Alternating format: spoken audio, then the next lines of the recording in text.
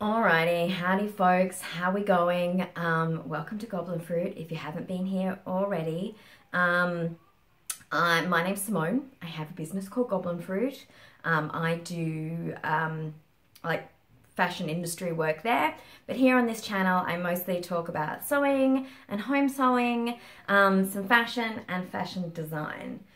This video is probably the first video that I've done that really is about design and garment design, and I will be flipping over in the second part of this video to look at a Pinterest board full of inspiration, which quite frankly is my favorite part of the video. But for this first bit there's going to be a little bit of preamble. Alright, so what is the video about? It's about fabric mixing. So if you normally, like home sewers or even in industry and designers, you would design your garment or pick your pattern and then you'd make that garment all out of the same fabric. And, you know, we do this generally because you get really good results from doing that, that all the same fabric will behave itself and do all the right things and you'll know how it looks and it's a little bit easier to design. But if you want to take things to a different place, maybe get a bit more creative, maybe go a bit next level, however you want to think about it, you could break that garment up into different parts and use different fabrics in each part. Commonly known like as color blocking or pattern mixing, but you can also do like a monochromatic look and use different weights of fabric, different textures, so with some transparency and some heavyweight fabric all mixed together. So there are lots of different things you can do to mix up fabric within the one design. So yeah, in the second part I'll look at some design ideas and little design rules that might give you the best chance of success and make it not seem so daunting and all those sorts of things. And right here in this first little bit I'm just going to talk about sewing, because it can be a challenge sometimes to sew two different fabrics together. Now, most of the time when people do color blocking and fabric mixing, so I'm trying to really hurry this bit along. I've tried to record it several times and it's just been a disaster every time. And the last time, the kids next door and their dog just mid-video suddenly started really losing it. But right now it's raining, so they're inside. So if I go really quickly, maybe I can get this video out before the sun comes back out again and the kids are back out. Because trust me, it's wild. It's really out there. Right, so at the for beginners, you can find a pattern like this, which will show you a color blocked variation. So this is a plain and a print. It is the 2-in-1 Suki dress by Tilly and the Buttons, and it did come free with an issue of Molly Makes, and it wasn't that long ago. I mean, it came free with an issue of Molly Makes in Australia. I do understand that sometimes overseas these things get released a lot earlier than they do here, which might mean it came a long time ago if you're overseas. But anyway, there are other examples. I think a lot of the big four do examples of color blocking ideas. But it's nice to get an indie because they do give you a little bit more information. And so this one does have a piece in it about like dividing up your pattern and, you know, I think adding all your seam allowances and all that kind of thing for some more instruction on how that pattern would work. But if you want to branch out on your own, or you want to pick some crazy patterns, this is the video for you. Alrighty, number one, sewing. Really, my only big tip for sewing two fabrics together is if you want it to be easy, choose very similar fabrics. They don't obviously have, I mean, the whole point of this is that there'll be different patterns or different colors, but if they're the same weave, the same weight, then that will make your life so much easier.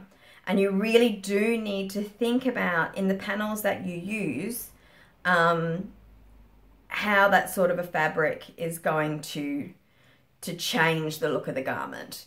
So if you decide to do a suit and you want to insert jersey panels into it, that's going to be really hard. Number one, it's going to be really hard to sew. And number two, the structure that you need for a suit jacket is all going to fall apart when it gets to the jersey, which is just going to stretch and drape and move. So yeah, choose your fabrics carefully and think about the final structure of the garment. If it is a structured suit, pick structured fabrics. Yeah. Test your fabrics first. Some fabrics just don't sew together. It's like oil and water. It's just going to be painful. So get 2 10-centimeter samples of your fabric, sew them together and see how that goes for you. And if that bit's successful, wash them and see if after they've washed, that seam still sits nicely. If you decide, and this is probably the biggest headache that I can think of, but you can get some really beautiful results from it, is if you decide that you want to sew a very, very lightweight silk chiffon or silk georgette to an equally floaty and flimsy viscose jersey, like knit fabric, okay? That's going to be really painful. So give it a shot. But the things, I mean, in any sort of difficult fabric situation, these are the things that you can try to make it easier.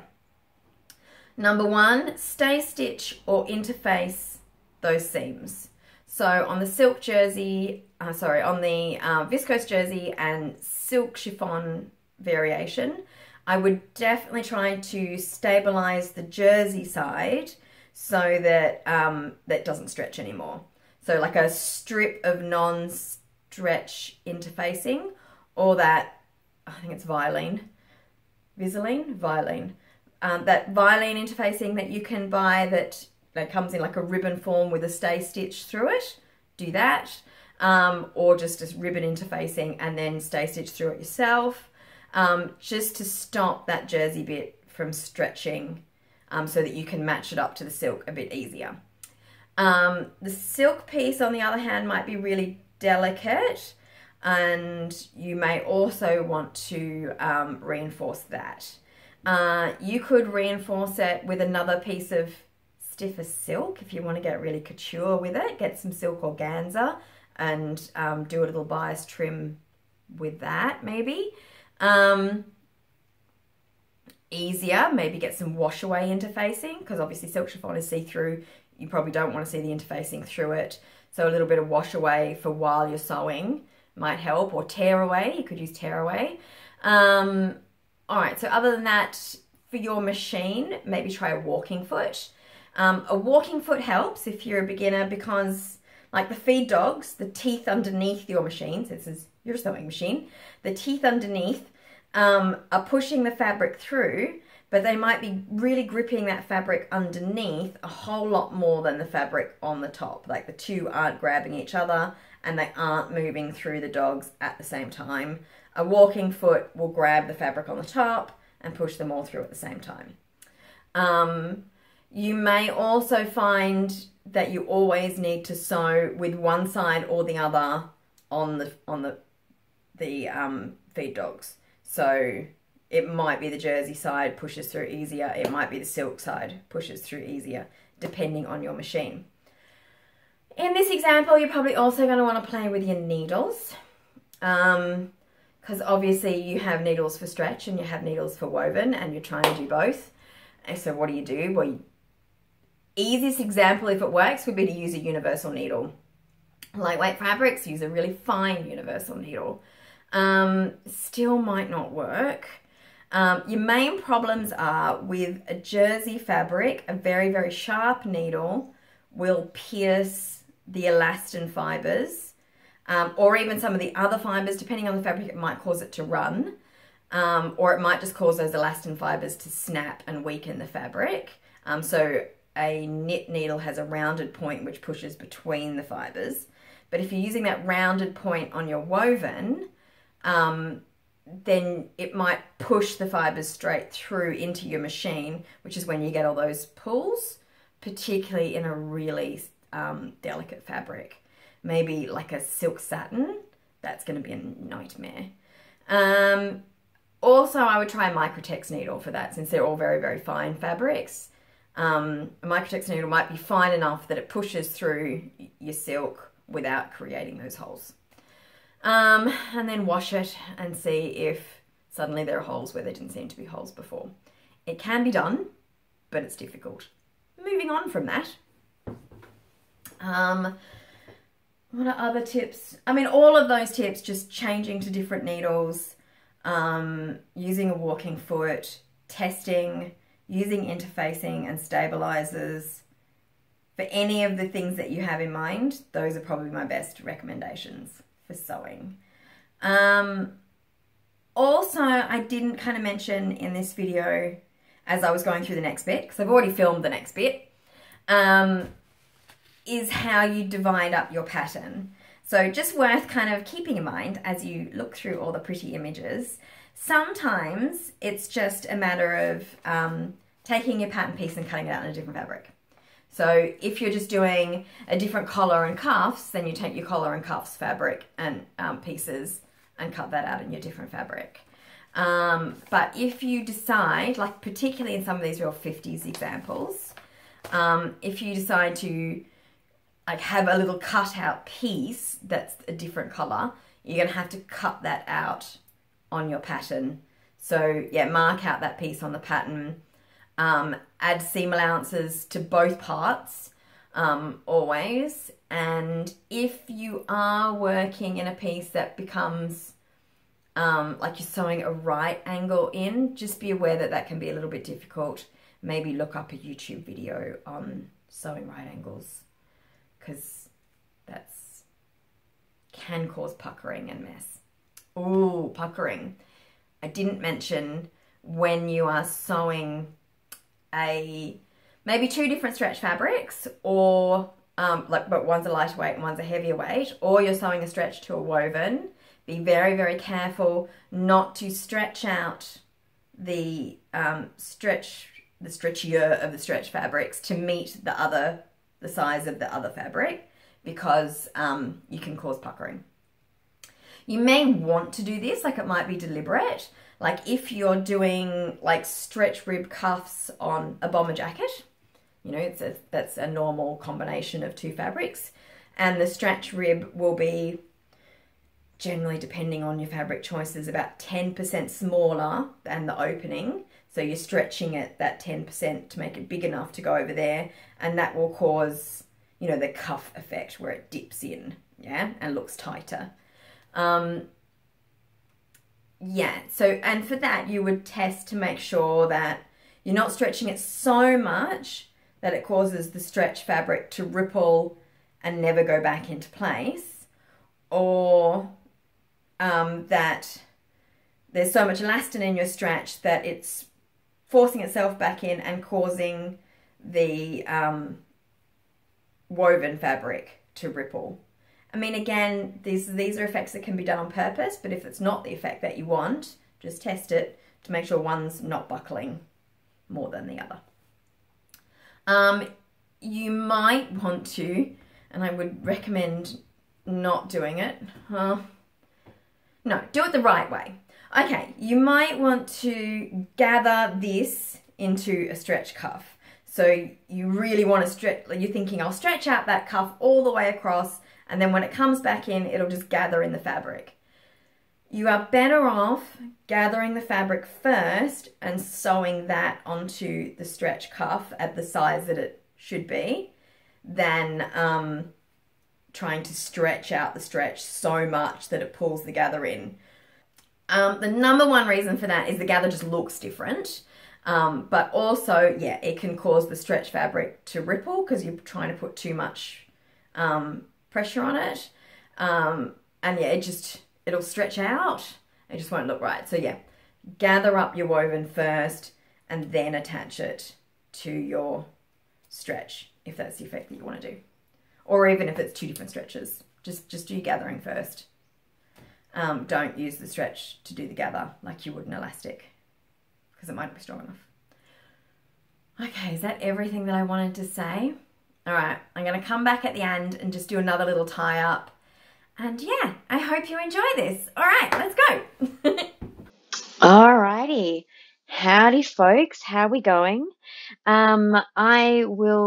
It's late here right now. Tomorrow I will record the intro for this. So, if I'm repeating myself now from the things that I will say in the future of tomorrow, my apologies.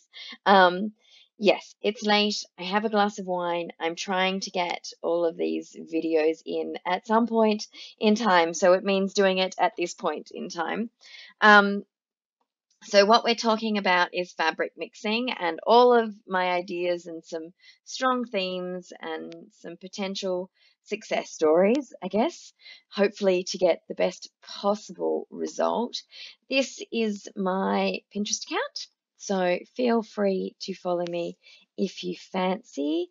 We need,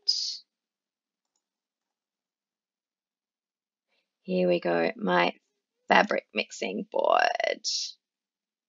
Right, so we're talking about different ways you can carve up your pattern or your design to include different fabrics. Um, yeah, so all sorts of different ideas here, I guess, from color blocking and pattern mixing and um, just little trims, things in linings. I mean, spectacular. There is a lot of like retro kind of stuff here because it was really difficult to find things on Pinterest. I mean, I don't know that if there's a better term than fabric mixing, but clearly it's doesn't really have a term, I don't think. Um, but I found some things, but I think that there was a lot, it was quite a big thing in the sort of 40s and 50s. That's what I'm trying to say. I'm so glad I'm being very clear and concise. That's why I have a lot of these more retro images. It seems to be a more retro idea, but I think it can really add to a design. But then, yep, some more modern things. I mean, come on, look at those cuffs. So stripes and florals and all sorts of different colors. And I mean stripes down the side of a pant in a different color. That's an easy one. That'll be fun, and you can have lots of success with that. To this with, yeah, big contrasting panels. I mean, all of this sort of pleating detail, which I know is becoming quite fashionable. Well, there's a bit of a thing for permanent pleating. I think, oh, I can't remember her name. Terrible. As I said, I'm drinking. But she did do a video on getting permanent pleating done.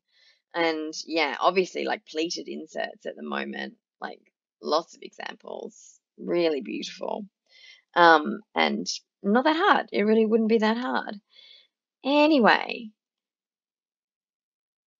back to my boards here. So yeah, some random ideas down the bottom, but up the top here, um, I did some kind of themes, some little rules, some things that kind of have, what am I trying to say?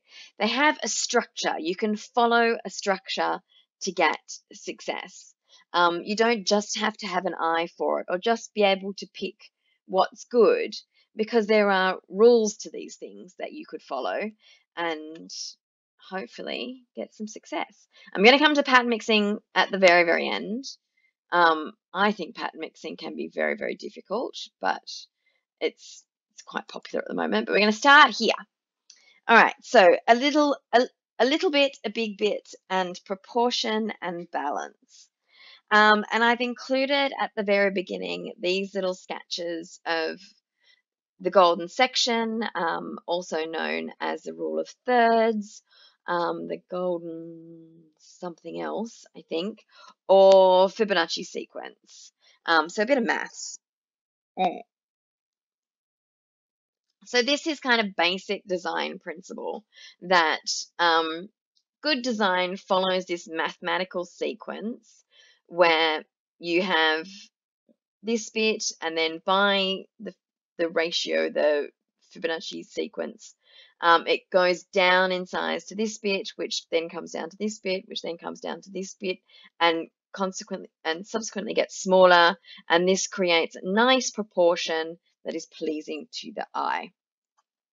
I kind of like to simplify and think of it in thirds. So you can sort of see it here. We've got 3 parts, not 3/3, 3 parts. The big part tends to be quite plain, probably with no detail, and takes up, the biggest part. The next part of 3, so the second of 3, not the second third because they're not equal. The second bit of 3 has a little bit of detail and is, proportionately smaller than the first bit. And then the third bit of the 3 has lots and lots of detail and is that same proportionately smaller than the bit before. So it's this little bit here. And in the body and in fashion, we see it most easily. Now, which is the best? Probably over here, this lady, to tell. She's the only one with a head. Okay, so in the body, we usually see it as this big bit of 3 is our legs to our waist. This next bit of 3 is our waist to neck. And then the small bit with all the detail is the face. And that is nice sort of proportion of your garment. So yeah, minimal detail, a little bit more detail, lots of detail in the face, and maybe her jewelry and her earrings and her hairdo, lots of little detail bits. Yeah, you're following me? So we can use that in our garment design. And this idea of color mixing is like, all of these are like really great illustrations. So, particularly in this brown one down here. So the brown color is our biggest part of 3. This peach color is our second part of 3. And then the button detail is our smallest part of 3. Yeah? So it's, okay, yes, there's no pattern on this yellow the same as there's no pattern on the red, but you still get this sense of proportion in the garment. Again, sort of big in the brown, medium in the blue, tiny little detail in this kind of, like little spots and trim. Again, big part in the cream, next third in the black, and then the next part of 3 in, I guess like the stripes, but it's even got this tiny little detail of this diamante sort of finish. Here we go. Oh, that's gorgeous. In the next part. So it's sort of got a pleasing sense of proportion. I love this. Yeah, so in the full length of this dress, is there a copy shot of the full length? No, but I can only presume this is a long skirt in lots of this deep rust color. So that's our biggest third. Our next third is this peachy color, and then we've got another part in all the little details. Yeah, so pleasing sense of design and proportion. So yeah, you could split your garment up like that. This is a very simple version, which probably makes her legs look infinitely longer than they actually are. This long blue third, and then the lace top as the middle third, and then these little detailed cuffs as the tiny third. Again, yep, all of that black is our big part. This peach is our middle part with a little bit of detail on. And then this little detail, like lots and lots of detail on this plaited trim, is our tiny part in our rule of 3. Yeah, and that kind of idea of design can make the way that you split up a pattern much easier to think about. So if you're thinking, I've got this dress and I don't know how to cut it up, you can think about the thirds and the proportion of those thirds. Alrighty, next one. Mm, mm, mm. Mm. I'm going to skip over to another sort of big lesson, which is same fabric, but different colors. So this is color blocking, really, at its purest form. So lots and lots of different color blocked pieces, and you'll see a lot of them still conform to this idea of thirds, and particularly kind of this set. Does this not look like the Gertie pajama set? So cute. Lots of blue, middle in peach, tiny in the trims. Same again here. Lots of ochre, middle in cream, tiny in chocolate. In the division of her outfit to white, to black, to grey, with a lack of detail. But then, okay, so all of these guys, if you wanted to, sorry, my voice always starts to go when I do these videos. Too much talking. I mean, obviously, the rules are there to be broken and get a nice result. But in color blocking, I think for the best chance of success, you can follow those rules of design and proportion, the Fibonacci sequence and all that business. And you can also be incredibly selective about the colors that you use. And this in all sort of fabric matching involving color is really important. I think it's your best chance of success. You want to pick a color story that really works. So what you can do, you can find on Pinterest a million of these sorts of things. So where some nice person has already gone and picked up a very sophisticated, really, color palette for you. They've looked at a color reference. They're showing you the reference, which is really handy. And then, yeah, it's this beautiful color palette that you could pick your fabrics to match. I think the important part of them showing you this image, though, is again in the proportion of the color in the image. So, oh, this one's not that easy. Why did I pick one that was a bit odd? Anyway, I guess where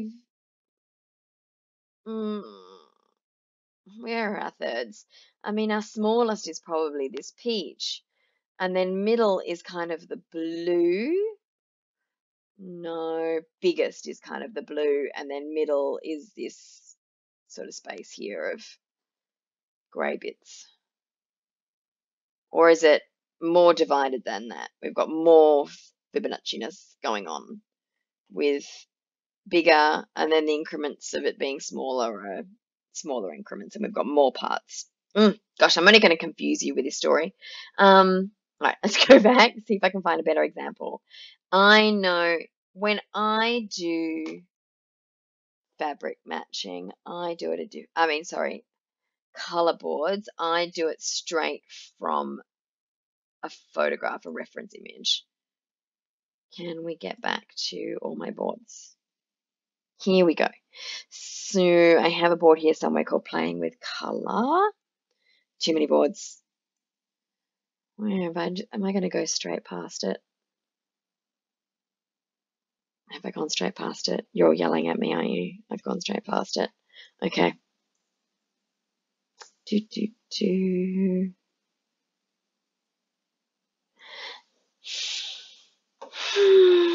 we go, Playing with Color, right in front of me.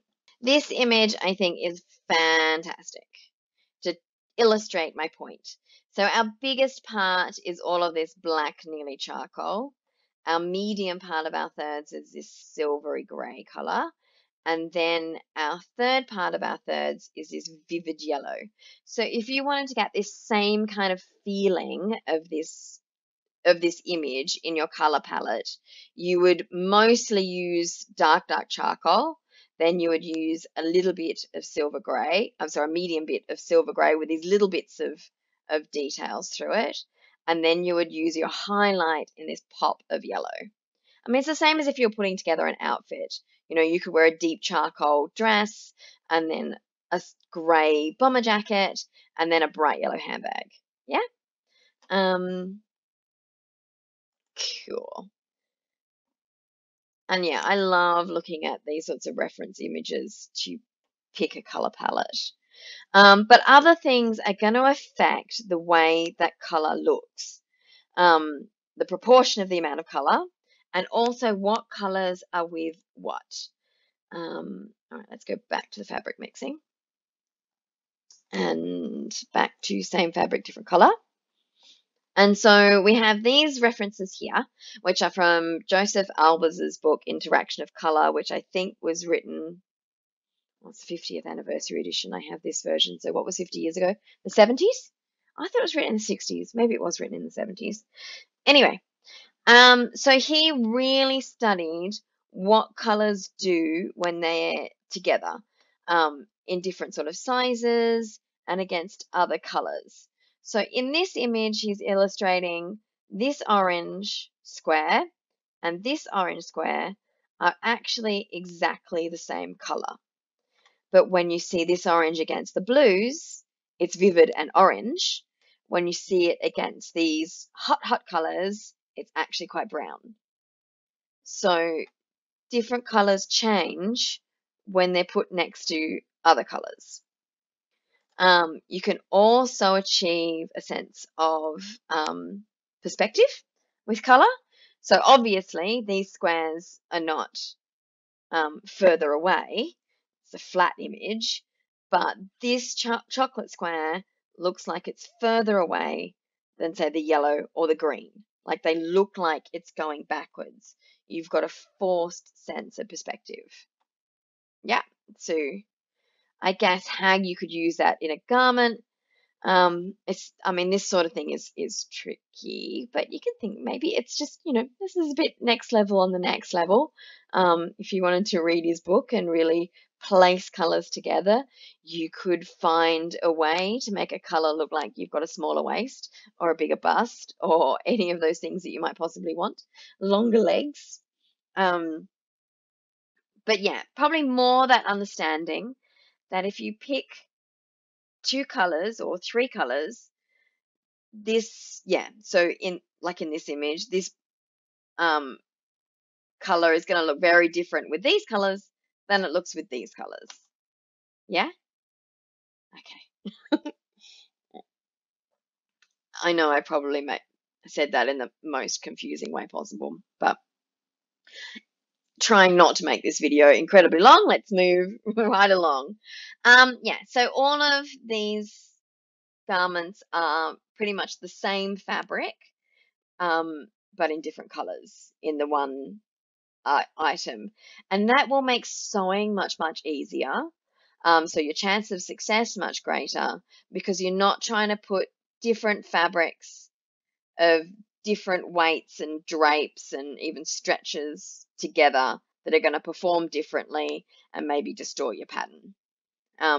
This makes it much easier, and you still get that sort of next level, really gorgeous effect.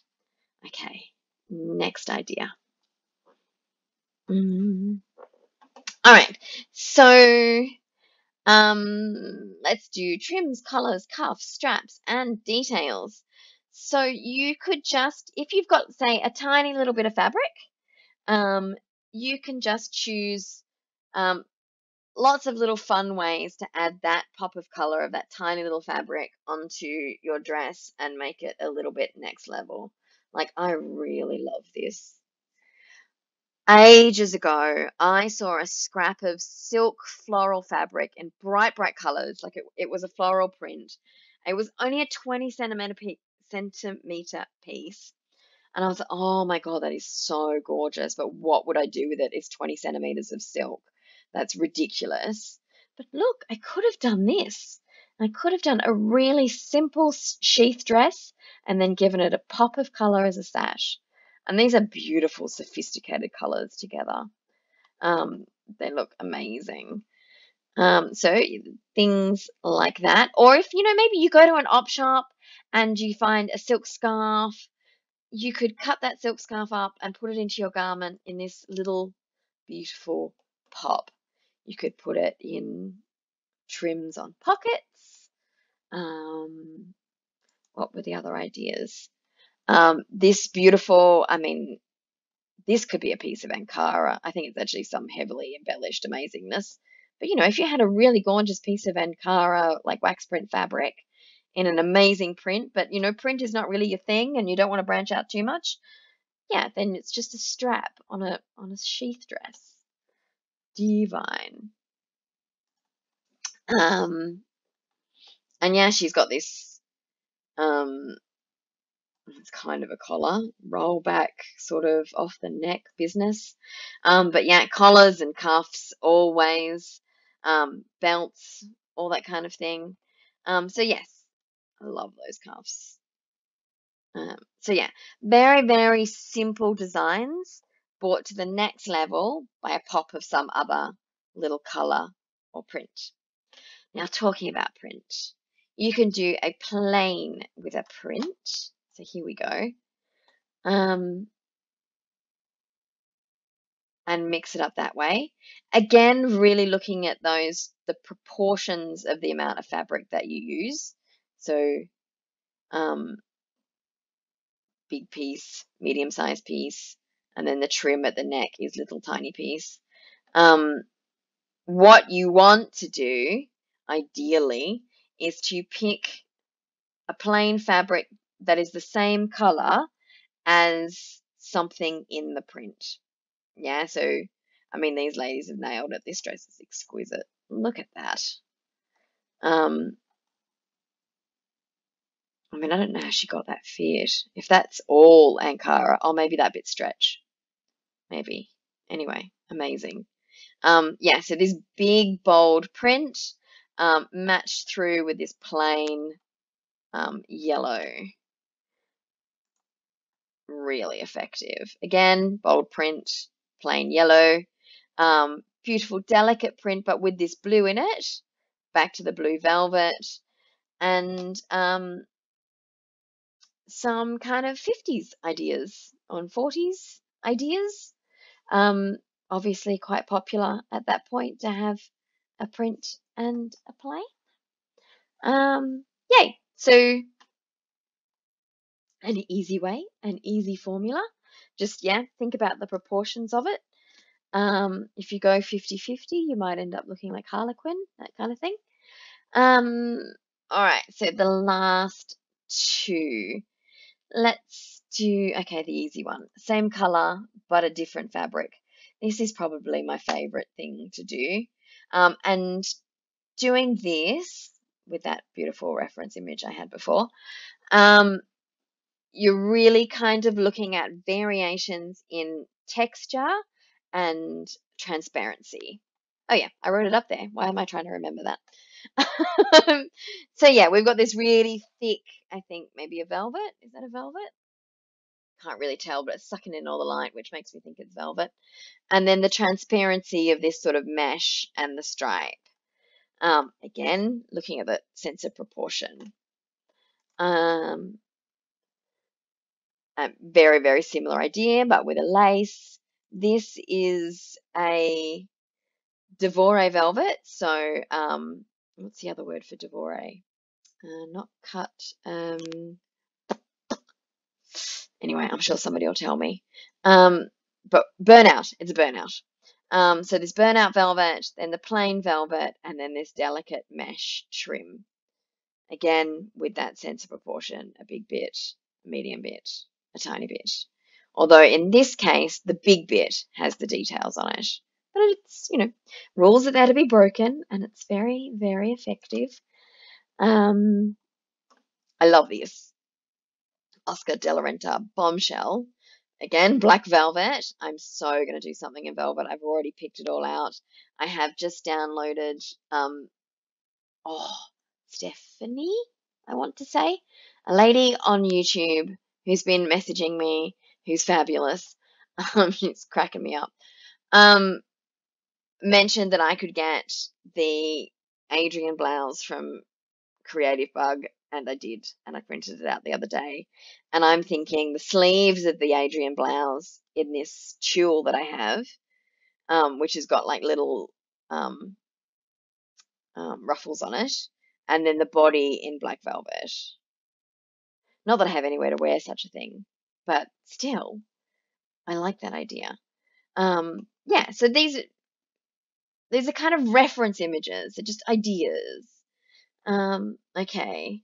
Now this one's slightly different, and the red one as well, because it is actually the same fabric in these dresses, but like in the vintage inspired 1930s. No, I think that actually is 1930s.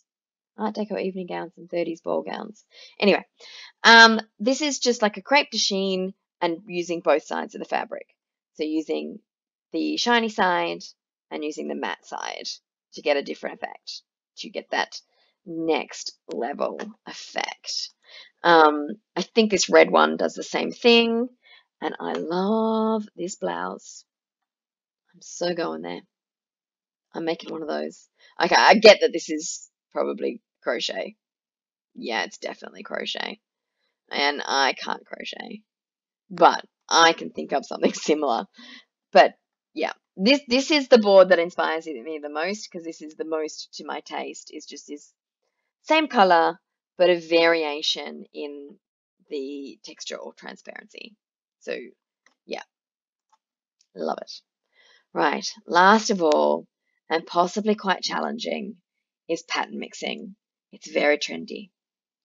Now, some of these ideas are a little bit of a fail because they're styling and not all in the one garment, but they illustrate the best I possibly could think of. So yeah, particularly these two. Obviously, this is styling. It's a skirt and a top, a jacket and a top, not all in one garment. But there are so many rules when it comes to pattern mixing, and it's so easy to mess it up. What you want to look for, is my best possible tip, is the same thing within the different. So the easiest way to do it, I mean, probably like in this Gucci number, it's the same print, but a different scale. Very similar colors, but a different scale. What else have we got? Yeah, over here, same colors, different print. Very similar types of print, but different colors. All these geometrics. Yeah, this one again, same print, different scale. If you pick the same base color between your prints, that can make them sort of work together. Yeah, so these guys are the same colors, obviously. So we've got red and white, or pink and white and pink and white. Now, the other kind of easy way of doing it is to use checks, stripes, and polka dots. Okay, they are the easiest things to match with. So this lady over here, she's got stripes and she's got polka dots. What else have I got? Okay, stripes on the shirt, checks on this jacket, put with a stripe, stripes on this shirt. I love these fabrics together. I think that's just gorgeous. Yeah, checks again on this one. This is a very sophisticated pattern mixing here, because actually there are no colors that really go together. It's just a really strong color palette with a floral and like a placement floral and a check. I mean, this purple is different from this purple. Then we've got this shiny black going on in this outfit. It's nuts, but very effective. But you know, it's Gucci. They've got to be good at something. When you're at the top of your game, you generally tend to be good at stuff. You know? So matching stripes, checks, or polka dots with a floral or a figurative print. Oh gosh, I had another shot. Why didn't I save it? Of a woman wearing a figurative print, and she looked awesome. No ideas? Are you in the ideas? Come on, you did keep showing me before. Anyway, a figurative print is where it represents something in real life. Usually referred to, you know, like it's got birds on it or, you know, something real. As I mean, other than a floral, like a floral exists in its own self.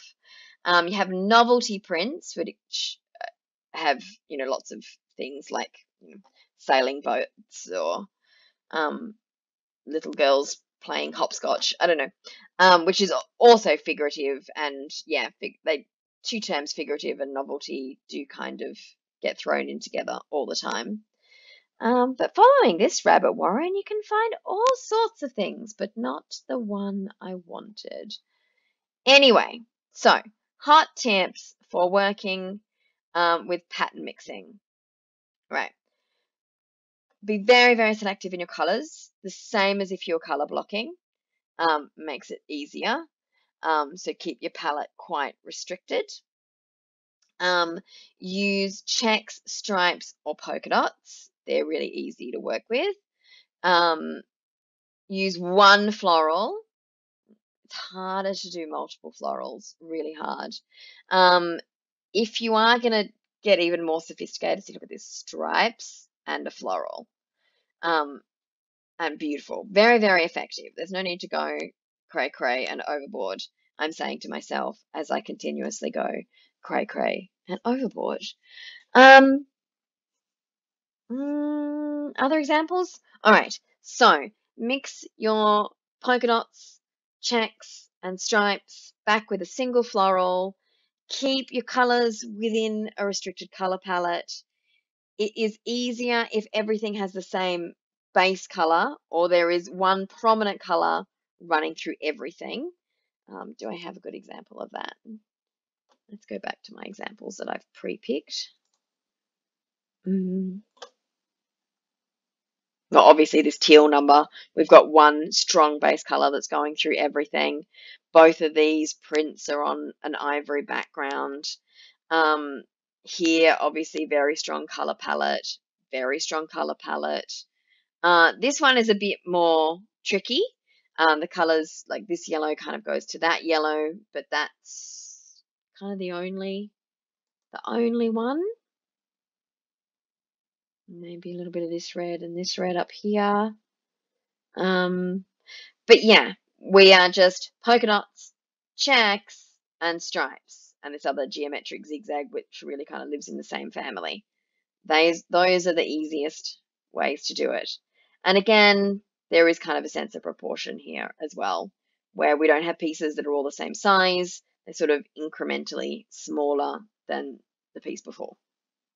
I mean, particularly when you see her in her full outfit, which we've got the majority is just in this plain black, and then middle is this check, and then these small details around her neck and collar, which brings your attention to her face. Yay! I think that actually sums it up quite well. Is there anything I missed? I'm losing my voice. I really need to do something about this, all this talking. Okay, so that, I think, is my best tips for finding ideas to mix up your fabrics within the one garment successfully, so that you don't end up with some patchwork oversized t-shirt. Not that there's anything wrong with that, it's just not to my taste. Yay! I mean, what else can I say? All right, what was the big ones? Sense of proportion, sense of color, yeah, I think that's it. Those are your two important things, your sense of proportion and your sense of color. Okay, alrighty. I hope that was helpful to people. I hope I say things clearly. I just kind of worry that I just chat along and it's hard to follow because everything gets a little bit monotonous. Let me know if that's happening. I actually spent a lot of time in the dramatic arts and speech. Got awards in high school for speech. So I should be able to use some of those skills if I need to. Tell me if I need to. If you kind of just, everything kind of glazed over within the first 10 minutes, that probably means I need to modulate my speech patterns. Anyway, thank you so much, guys. Have a lovely week, and I'll think of something to show you next week because I'm not getting much time to sew. So it might be more of this. It'll probably be this expansion on my Dior cruise ideas. Rightio, so I hope that helped, or just gave you some inspiration. I'm just going to add on a little bit here, because I realize at the end of that movie, of that clip, I said I recommend not putting two florals together. I said don't put two florals together. And I know personally that if somebody said that to me, it's the first thing that I would want to do, because that's how I roll. So I am just going to do a little quick tidbit if you want to mix florals. I have now, because this is ahead of time from when I did that Pinterest bit, I've added even more inspiration to that Pinterest board if you want to go and have a look at it. And there is some more inspiration there on mixing florals now in that pattern mixing part. So the rules I would say on that one would be to really limit your color palette. So be very, very selective on what colors that you use. I'd probably have a look at scale. I wouldn't do everything all, well, scale's a tricky one. Sometimes it works if everything is exactly the same scale, but it's all basically sort of different colors of the same print. But often it's easier if you change the scale up. So a large scale to a small scale, and maybe I'll pop up some examples. So some examples of scale changes, and now some examples of a controlled color palette, like this moody blues and grays number, or this pinks and blushes kind of number. The other thing that you can do to make it easier to floral mix is to use the same base color. So the floral is on the same color, and then also mixing up the scale. So if it's just florals on black, that's pretty easy. Florals on white, that's pretty easy. Or you could be very clever and find, you know, two of the same shade of hot pink and different scales of floral. That would probably work together, depending on what other colors are in the floral. Yeah, that's probably my suggestions. Look at your colors, look at your scale, look at your base color print. Yeah. Right. Okay, so if you enjoyed this video, please, give me a thumbs up. If you want to hear more from me, subscribe and, you know, ring the bell and all of that kind of stuff. Thank you to everybody who's watched so far. It's been a long one, and yeah, I hope you have a lovely day. See you guys.